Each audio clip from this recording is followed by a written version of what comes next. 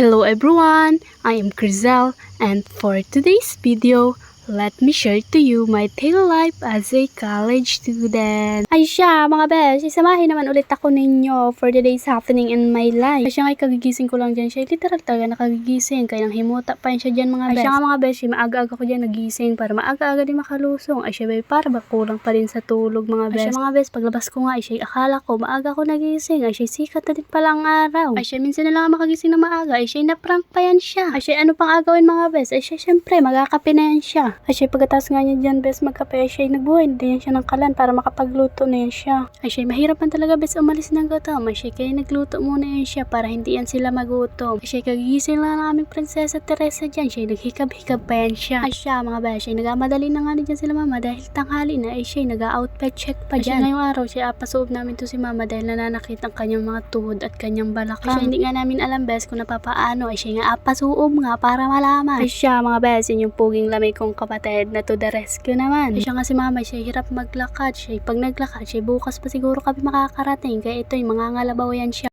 Ay siya mga beses, sobrang antaka dyan ng kaliwang paa ni mama. Siya hirap talaga pag tumatanda na siya, dumadami na ang sakit. Ay siya nga, binalikan namin dyan ni kuya yung parago. Siya pag sa kalabaw si mama nasaka, ay siya naus-us. Ay siya sumakay na nga lang muna dyan ang prinsesa ng kagubatan sa kanyang kalesa. Ay siya mga beses, pag sumakay ka talaga ng parago, siya alog-alogin ka talaga niyan lahat hanggang mahilo ka, hanggang sa manakit ang iyong lobot. Ay siya maganda naman talaga beses na nakasakay ka sa parago. Siya hindi ka na mapapagod maglakad. Ay siya sakit lang talaga yan siya sa puwet. Siya nag-aantay na nga lang si mama dito sa amin. Ay siya nakaupo na at hirap na siyang tumayo. Ay siya naman daw mapalit sa ating mahiwagang kalesa. Huy, mali. Ay siya ngayon nung una mga beses, siya nasa kalabaw. Ay siya ngayon nasa paragos kahit ayaw niya, kahit masakit sa lobot. Ay siya nagani-reklamo nga dyan si mama mga beses. Masakit daw talaga sa puwet. Ay siya no choice. Ay siya ayaw din niya naman doon sa kalabaw. Siya malalaglag siya. Siya mas lalo lang mahirap. Ay siya lalo na daw sa mga part na palusong. Siya natatakot si mama baka malaglag. Ay siya masakit yun. Siya madagdagan pa yung sakit sa kanyang paa mga beses. Ay siya ayaw pa nga niya dyan sumakay sa paragos. Siya para daw siyang nalumpo. Ay siya hindi ko na nga ni alam kung saan sa mama dyan masakay bes. Ay siya hindi naman pwede sa motor. Siya hindi man pwede dyan palipadin. Ay siya sobrang hirap na nga lang tayo dyan ni mama sa paragos. Siya sobrang lubak-lubak pa naman ang daan at sobrang damo pa mga bes. Ay awan ko na lang talaga.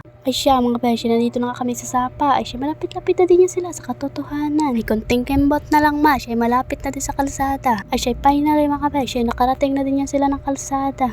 Ay siya, akunin na lang nga natin dyan yung motor mga bes nang makapunta na din sa pagamutan. Ay siya, after lang namin dyan mga bes magpalipad ng motor, ay siya nakarating na din yan sila dyan sa bahay ng pagamutan. Ay siya, pagkadating ng mga bes, siya sinuob agad yan si mama nang magkaalaman na kung anong nangyari yan sa kanya. Ay siya ngayon nakita dun sa pinagsuuban kay mama na malaking hukay. Ay siya, hindi ko alam kung saan yan si mama naghukay. Ay siya mga bes, fast forward na after ni mama dyan magpasuob, ay siya, dumiretso na sa aboyon kina ate nang makakain dahil nagugutom na daw yan sila. Ay siya mga bes, that's all for today's video. Bye bye, see you in my next vlog.